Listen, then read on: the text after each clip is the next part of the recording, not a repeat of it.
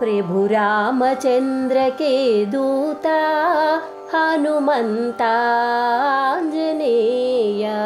प्रभु रामचंद्र के दूता हनुमंता आंजनेय। हे पवन पुत्र हनुमंता बालभीमा आंजनेय। हे पवन पुत्र हनुमंता बालभीमा आंजनेय। बालभीमा आंजनेय।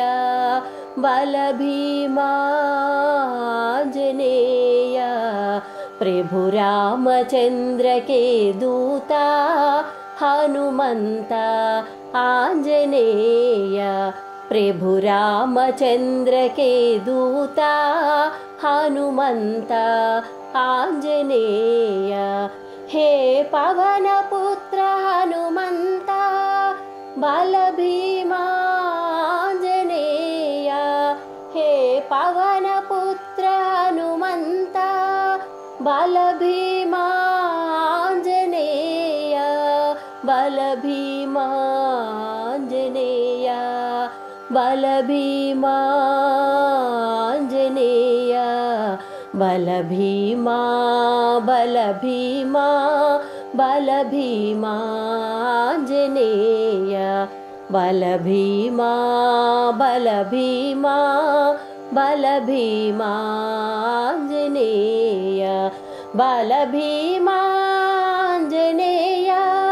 बालभीमा आंजनेय।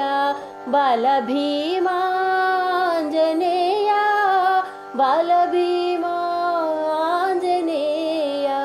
बालभीमा आंजनेय। बालभीमा आंजनेय। जय हो जय हो जय हो आंजनेय। जय हो जय हो जय हो आंजनेय। जय हो आंजनेय। जय हो आंजनेय। जय हो आंजनेय। जय हो आंजनेय। जय हो आंजनेय। जय हो आंजनेय। प्रभु रामचंद्र के दूता हनुमंता आंजनेय।